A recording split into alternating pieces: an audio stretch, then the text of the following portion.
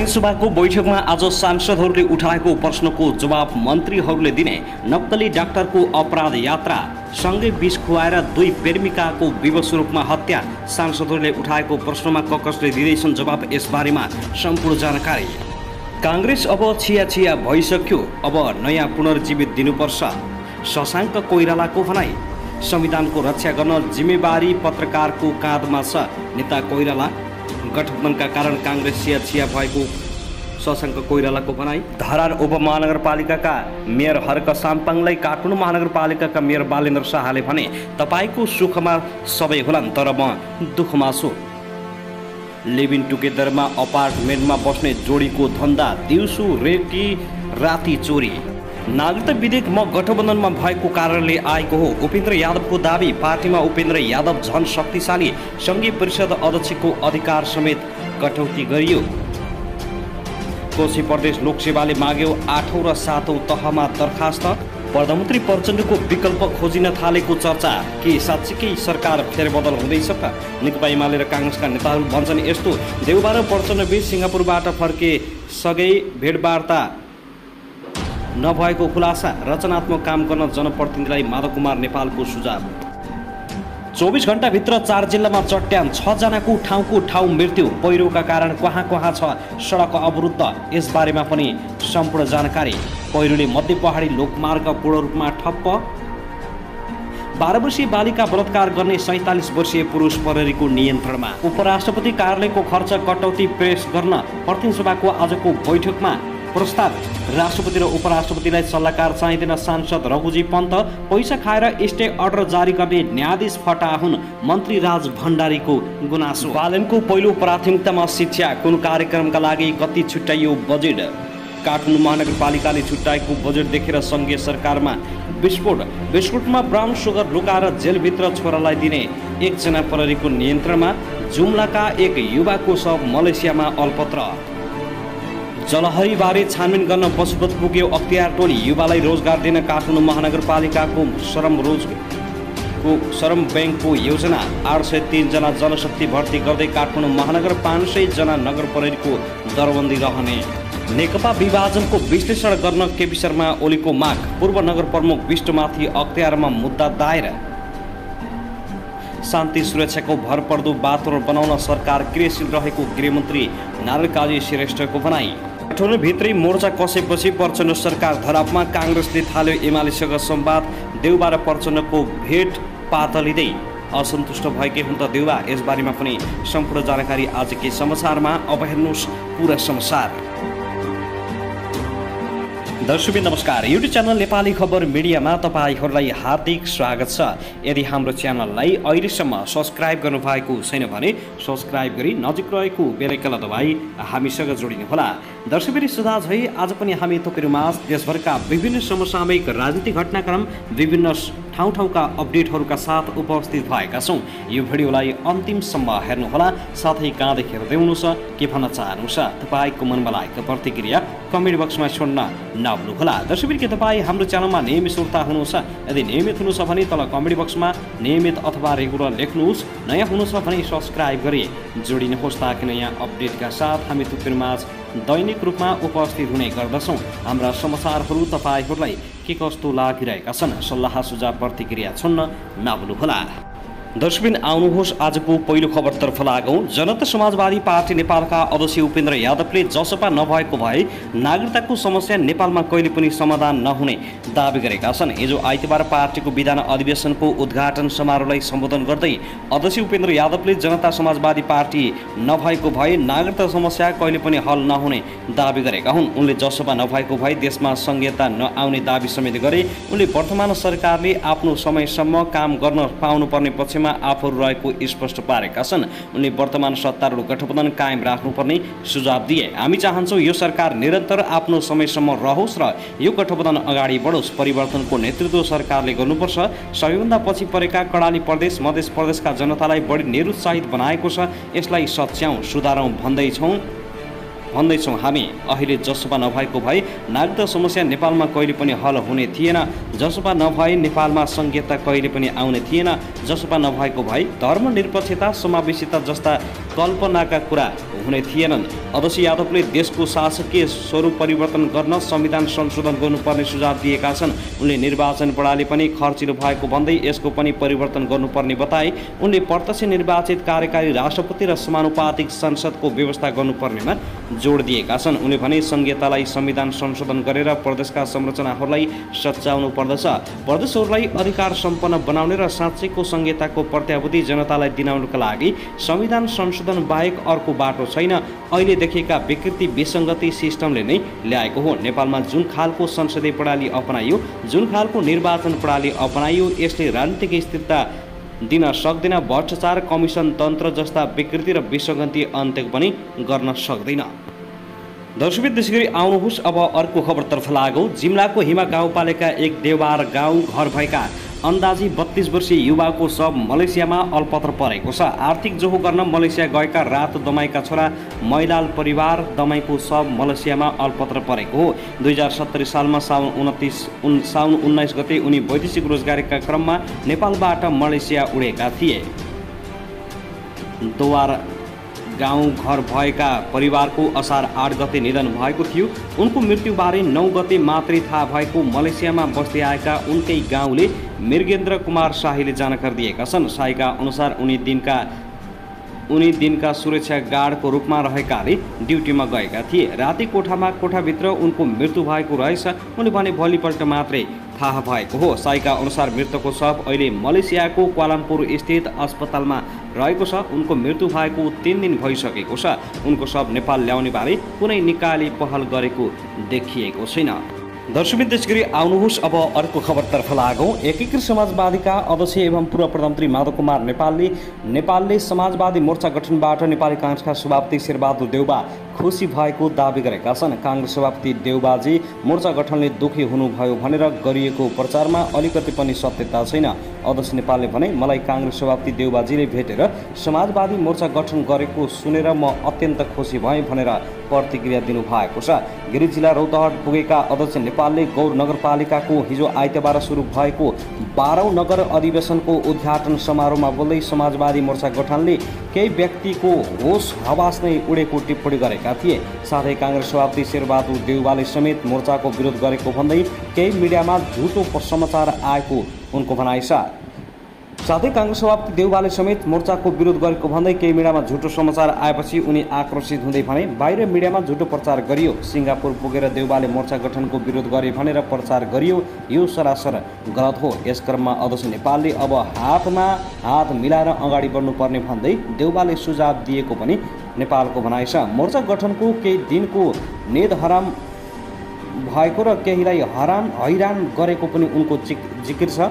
अब मिलेर जानु बाहेक विकल्प छैन, मिलेर जानुपर्छ भन्ने हाम्रो पनि उद्देश्य हो। फुटेको खण्डमा देश र जनतामाथि घात हुन सक्छ। अध्यक्ष नेपालले गौर नगरपालिकाको नगरसभालाई सम्बोधन गर्दै स्थानीय तहले गरेको विकास निर्माणको काममा हुने अनियमितताको निगरानी गर्न स्थानीयलाई अनुरोध गरेका छन्।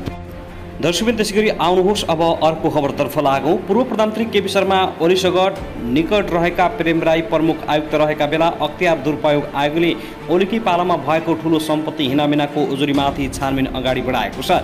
राष्ट्र ब्याङ्कबाट 80 करोड रुपियाँमा किनिएको 103 किलो 753 ग्राम सुनको करिब 10 किलो हिनामिना भएको तथ्य महालेखा परीक्षकको कार्यालयले औलाएपछि आइतबार साँझ अख्तियार दुरुपयोग अनुसन्धान आयोगले जनप्रतिनिधि पशुपति क्षेत्र विकास कोषका कर्मचारीहरू पुजारीहरू प्रहरी सुन चाँदी व्यवसायिका प्रतिनिधि सहितको रोबहरमा सुनको नाप जाँच चलिरहेको छ। पशुपतिनाथ मन्दिरको रुद्रागारेश्वरमा जलहरीको नाप जाँच चलिरहेको स्रोतले जानकारी दिएको हो। जलहरी प्रकरणमा छानबिनका लागि अख्तियारको टोली जाने भएपछि आइतबार दिउँसोदेखि नै पशुपतिनाथ परिसरमा दर्शनार्थीहरू जान पाएका छैनन्। मन्दिर पूर्णतः खाली गराइएको छ।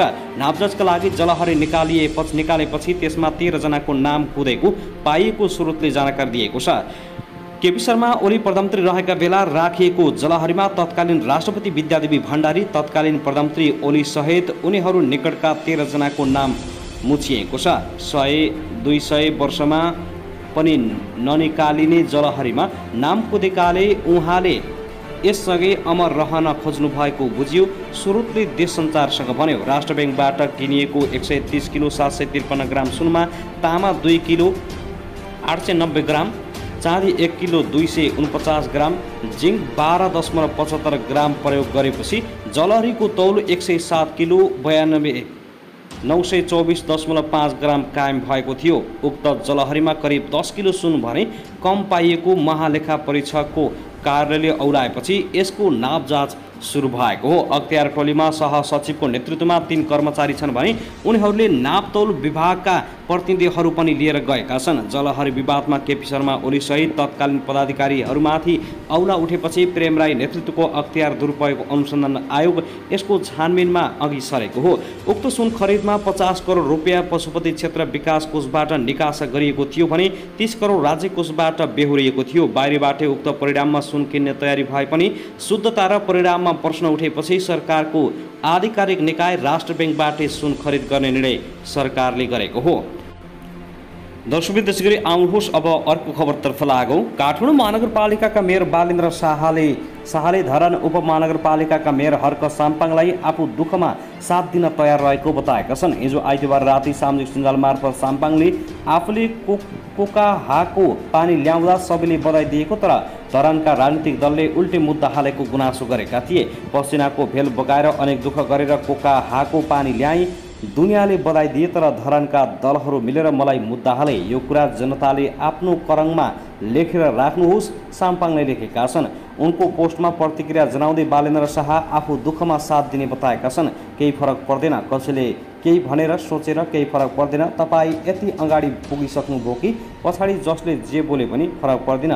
सुखमा सबै साथ होलान्, दुःखमा हामी छौँ, म छु, सधैँ हुनेछु, बालेन्द्र शाहले भनेका छन्। दर्शकवृन्द, त्यसैगरी आउनुहोस् अब अर्को खबरतर्फ लागौँ। नेकपा एमालेका अध्यक्ष केपी शर्मा ओलीले नेपाल कम्युनिस्ट पार्टी नेकपा विभाजनको यथार्थ विश्लेषण आवश्यक रहेको बताएका छन्।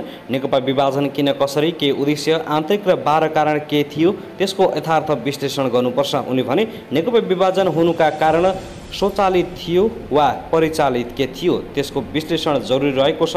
यथार्थ विश्लेषणले नेपालको कम्युनिस्ट आन्दोलनले हित गर्दछ। नेपालमा भएका आन्दोलनले स्वतन्त्र क्रान्तिको रूप लिन नपाएपछि असफल भएको उनको भनाइ छ।